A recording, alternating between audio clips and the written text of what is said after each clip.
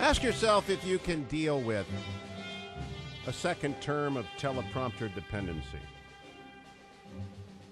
Remind yourself of Van Jones and a list of other appointees as long as your arm.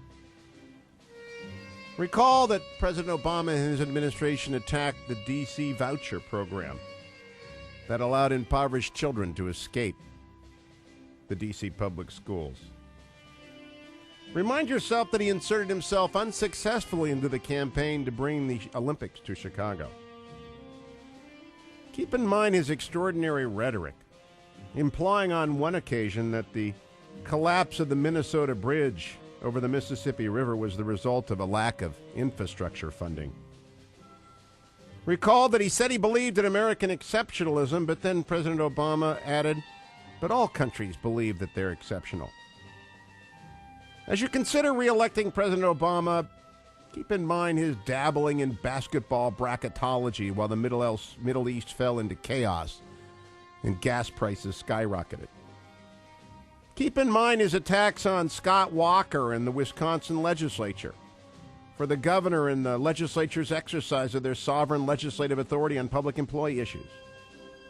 Keep in mind his Department of Justice's attack on Arizona for that state's exercise of its sovereign legislative authority on the issue of citizen identification rules. As you think about President Obama in a second term, think that we might have another beer summit following another completely improvident and unsubstantiated attack on another police department like Cambridge. Consider President Obama's administration's cancellation of the virtual border fence project without a replacement or indeed any concern for border security whatsoever. Keep in mind President Obama seized control of the student loan program. Keep in mind, Janet, the system worked, Napolitano. As you consider returning President Obama for a second term, do not forget to remember his attempt to try terrorists in New York City, the one unsuccessful prosecution of one massive terrorist attack that ought to have led to the death penalty. Keep in mind his many and frequent attempts to close Guantanamo Bay. It's still open, but no thanks to President Obama. If you care about farming, consider the fact that the Obama administration continues to deny full water deliveries to California's Central Valley because of the Delta smelt. Think about all those FCC commissioners who are pursuing net neutrality without congressional authorization and in the service of a hard left agenda that will seize control of the internet. Think about the recess appointment of hard leftist Craig Beck to the National Labor Relations Board over the objections of the United States Senate. Or think about foreign policy, the complete incoherence on the question of Egypt, sending Ambassador Frank Wisner there and then throwing Frank Wisner under the bus, being for Mubarak before he was against Mubarak. His inability to recognize the rise of the Muslim Brotherhood there. Think of the president's indecision and dithering on the Afghanistan surge, coupled with the announcement of eventual withdrawal. Think about the fact that trade agreements, free trade agreements with Colombia, Panama, and South Korea have languished on his watch. Think about the fact that he tried to return to power the would-be dictator of Honduras after that nation's Supreme Court rightfully removed that dictator from office. Think about President Obama withdrawing the missile defense shield from Poland and the Czech Republic without telling the Czech Republic and Poland that he was going to do so. Keep in mind that he sent the bust of Churchill back to Great Britain. Keep in mind that the president bowed to the Saudi king and the Japanese emperor. Keep in mind the president's hyper-partisan approach to governing, including his famous "I won, you lost" in the White House in 2009, and the stylish assault on Paul Ryan when Congressman Ryan was an invited guest to the president's April 2001 deficit speech. A nice turn, that. Whatever you do, don't forget that the president loves demonizing rhetoric towards his opponents, like accusing doctors of grabbing people for unnecessary tonsillectomies. Keep in mind the President and Eric Holder's politicization of the Department of Justice, including the Black Panther case, and their refusal to defend the Defense of Marriage Act. And whatever you do, don't forget, President Obama attacked the United States Supreme Court as it sat silently in front of him during his State of the Union address. Whatever you do, don't forget the president's use of unaccountable czars and his refusal to accept congressional direction vis-a-vis those czars contained in the 2001 continuing resolution. Don't forget the president's attempt to unconstitutionally impose the Disclose Act. He sponsored the Disclose Act, and Congress turned him down, so he made it happen with a wave of the pen. Don't forget his big push for cap and tax in Congress. But when the Congress refused to pass cap and trade, the president told the Environmental Protection Agency to impose it anyway.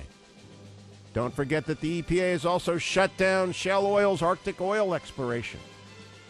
Don't forget the incompetent, truly monumentally incompetent handling of the Gulf oil disaster.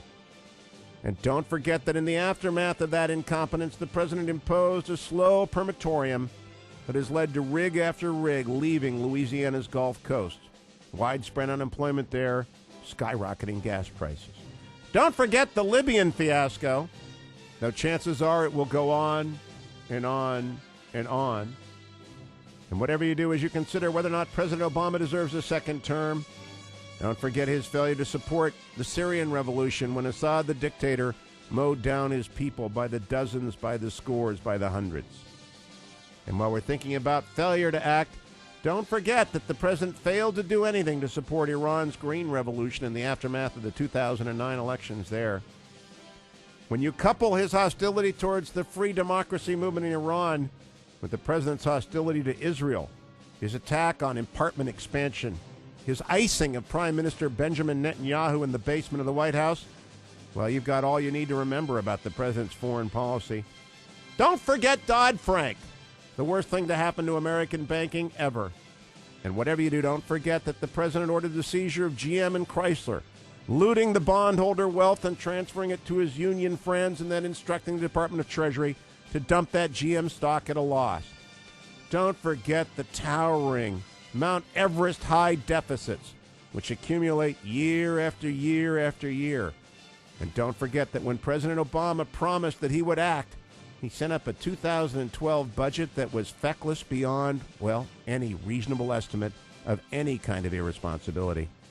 You won't be able to forget gas prices. Not a chance of that. They go up and up and up and up. And the president does nothing except promise aid to Brazil. And whatever you do, keep an eye on that unemployment number. Oh, it never got past 10%. But who knows? With a second term, that could happen. And whatever you do, don't forget the $850 billion wasted in stimulus. Where did it go? And finally, last but certainly not least, don't forget Obamacare. Obamacare that was shoved down, jammed down your throats. Obamacare, which is destroying the medical delivery system in the United States. Obamacare, which is raising premium, cutting services. Obamacare, which screwed the elderly. Obamacare, which threatens single-payer government bureaucracy as far as the eye can see. Obamacare, that threatens your very life. Don't forget any of this, America, as you consider President Obama is asking for your support for a second term. And all you need to do is times everything I said times 2. And that would be Obama 2.0. Whatever you do, don't forget.